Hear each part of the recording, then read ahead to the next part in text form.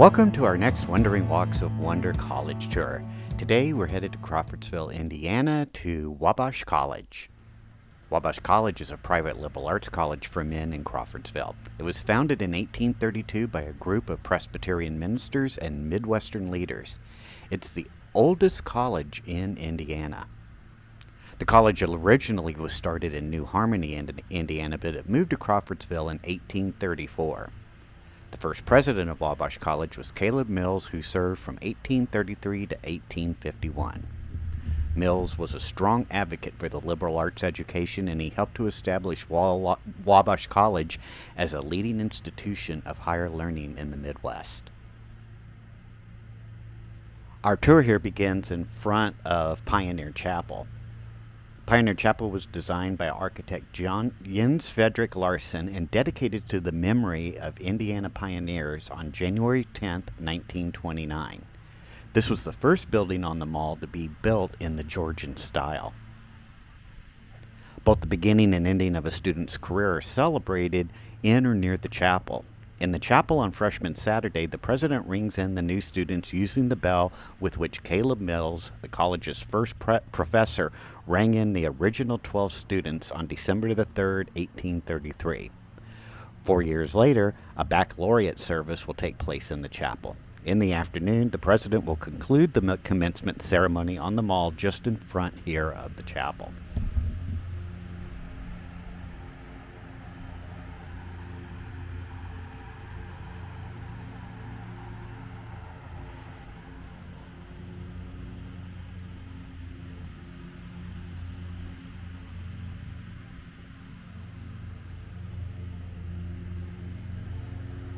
So we continue walking along the mall. Here on our right is Center Hall. In this building is the business office, the dean of the college, the dean of students and registrars, as well as classrooms on the upper floor.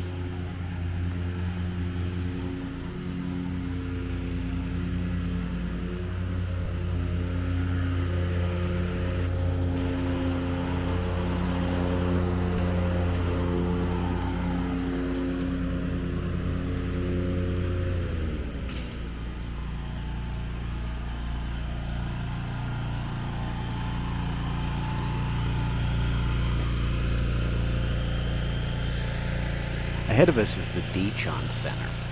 This used to be the entrance to Yandy's Library Hall. In 1933, Yandy's Hall was renamed after Irwin Lee Deachon, whose gift made possible the renovation and enlargement of this building.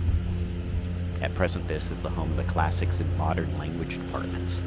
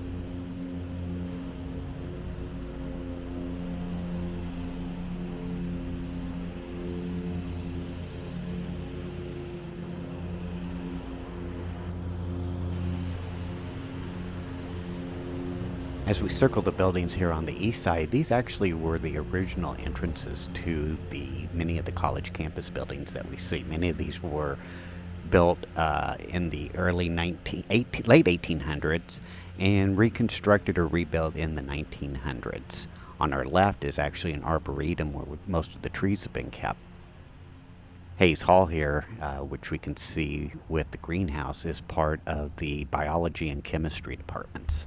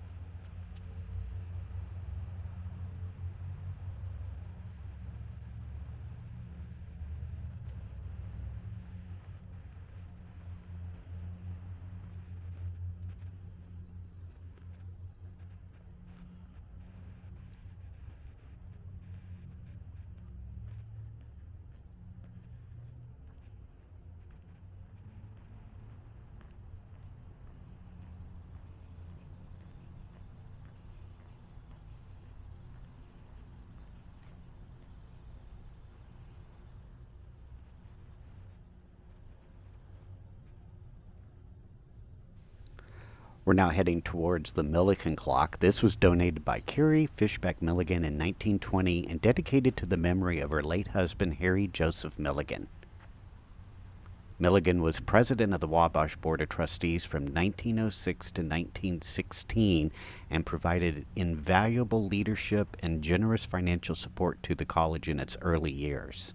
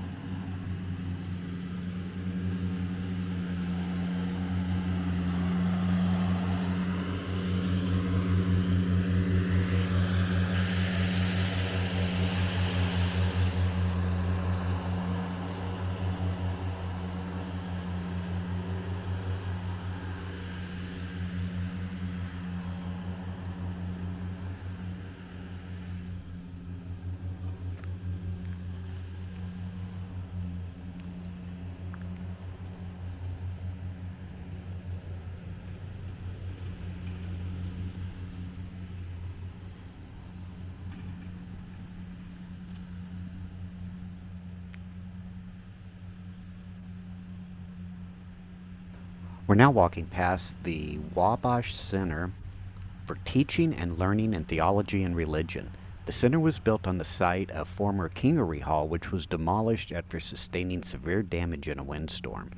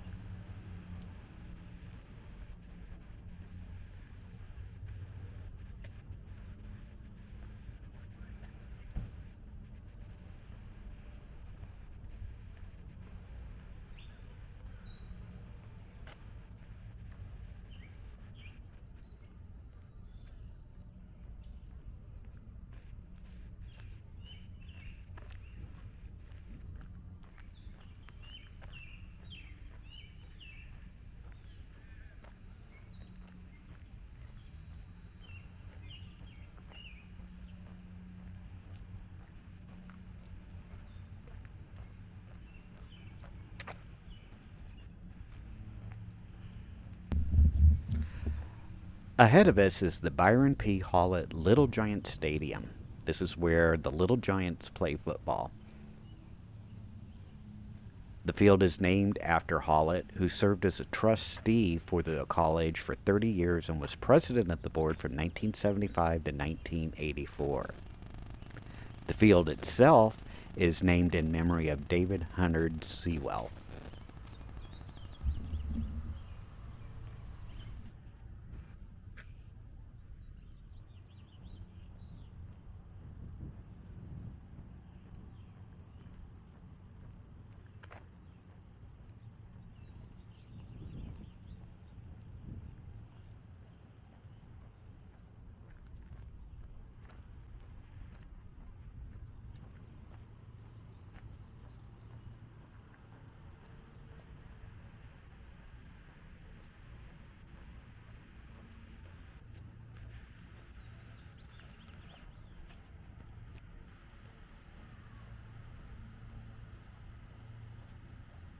To our left here is Goodrich Hall. This building opened in 1939 and was a gift from James Putnam Goodrich, who was a trustee on the board from 1904 to 1940, as well as president of the board.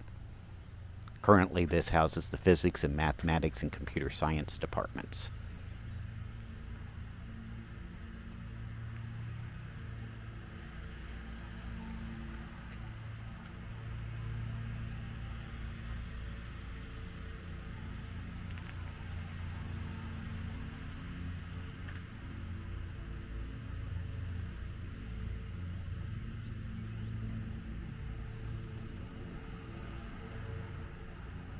The building here on our left is the Sparks Center. This building opened in 1954 and dedicated in 1976 to the memory of Frank Hugh Sparks, who was the college 8's president. This building serves as the campus center. Inside is the Great Hall, where most of the independent students take their meals, and occupies much of the first floor of the building. There are also various meeting rooms, a coffee shop, and the bookstore are found inside this building.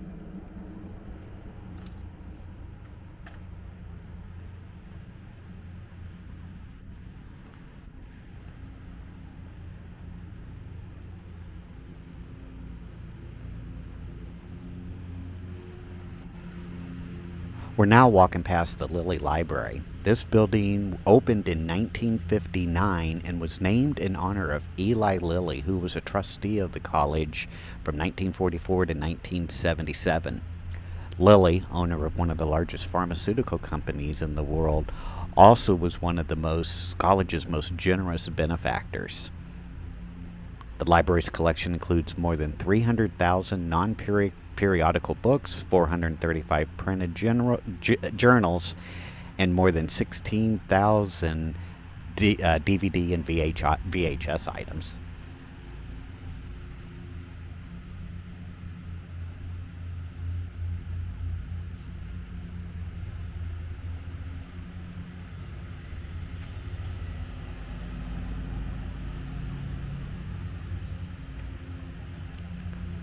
We're now entering the area known as the Alumni Terrace, which was dedicated in 2000.